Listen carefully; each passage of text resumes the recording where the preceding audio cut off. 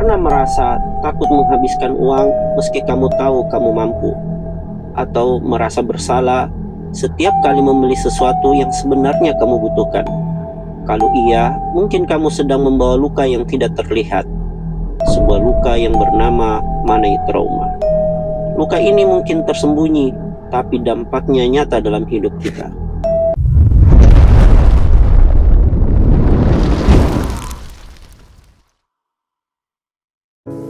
Halo, selamat datang di 1 menit belajar psikologi.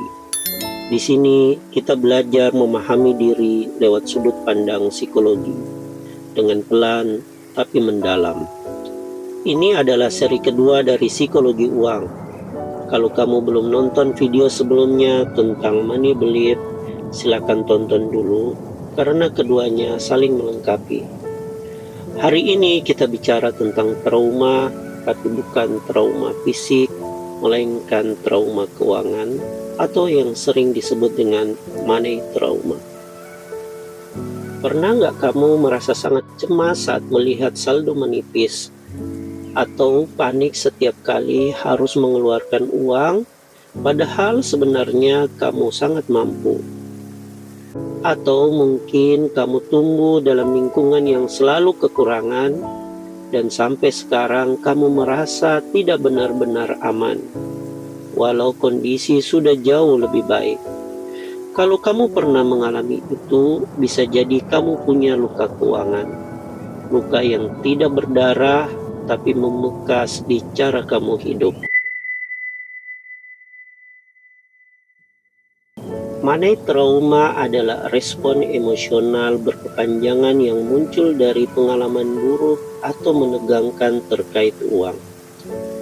Bayangkan masa kecil di mana kamu menyaksikan orang tua kehilangan pekerjaan, atau saat kamu harus ikut bekerja sejak remaja demi membantu ekonomi keluarga.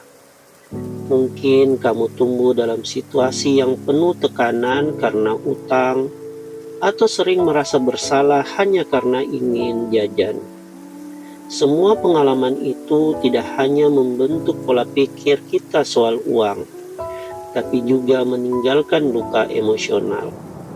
Ketika setiap interaksi dengan uang terasa penuh tekanan, bukan sekedar karena nominalnya, tapi karena beban emosional yang menyertainya.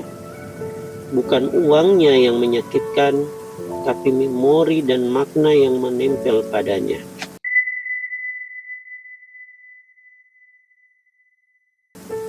Luka keuangan seringkali tidak kita sadari, tapi ia muncul diam-diam dalam bentuk perilaku dan emosi yang terasa sangat nyata. Mungkin kamu merasa berat hati setiap kali harus membuka aplikasi perbankan. Ada rasa takut melihat isi saldo, bahkan sebelum kamu tahu jumlah pastinya. Mungkin juga kamu punya tabungan yang cukup, tapi tetap merasa khawatir setiap kali membelanjakan uang. Atau kamu merasa bersalah saat membeli sesuatu untuk dirimu sendiri. Padahal kamu tidak sedang boros, tapi pikiranmu terus berkata, "Aku tidak layak menikmati ini." Bisa juga kamu merasa cemas setiap kali harus ngobrol soal uang, terutama dengan pasangan atau keluarga. Seolah ada tekanan besar yang menutup pembicaraan itu sebelum dimulai. Bentuk lain dari money trauma bisa terlihat dari cara kamu memperlakukan uang. Terlalu hemat sampai tidak bisa menikmati hasil kerja, atau sebaliknya, terlalu boros karena menjadikan belanja sebagai pelarian dari stres. Dan semua ini bukan kelemahan, tapi cara pikiran kamu mencoba melindungi diri dari luka yang pernah terjadi.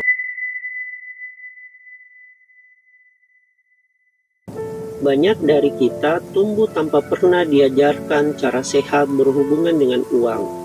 Yang kita tahu hanya petikan kalimat yang diulang terus. Uang itu bikin ribut, uang itu bikin orang jahat, uang susah dicari, gampang hilang. Kalimat-kalimat seperti itu kalau terus diputar ulang dalam kepala kita sejak kecil, bisa berubah jadi keyakinan yang meresap dalam. Apalagi jika ditambah dengan pengalaman dari keluarga yang keras soal keuangan, masa kecil penuh keterbatasan, atau momen ketika kamu ditolak, direndahkan, atau dipermalukan karena tidak mampu secara materi. Lama-lama semua itu tidak hanya menjadi kenangan, tapi juga jadi cara kamu memandang uang, dengan rasa takut, dengan rasa tidak layak, dengan cemas yang tidak habis-habis.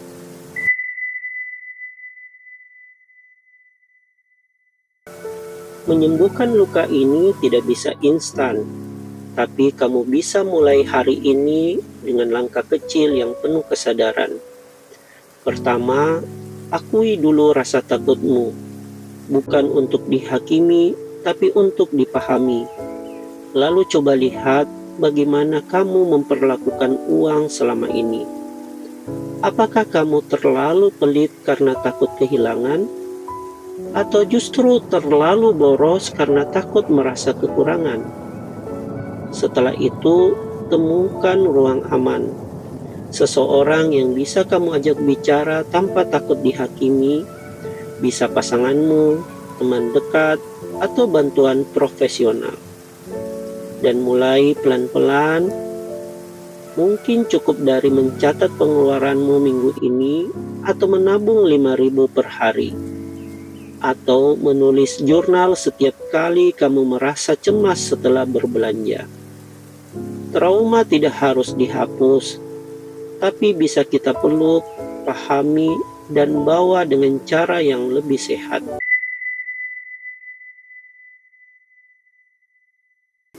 Manai trauma itu luka tak terlihat, tapi luka yang bisa dipahami, dipeluk, dan disembuhkan pelan-pelan.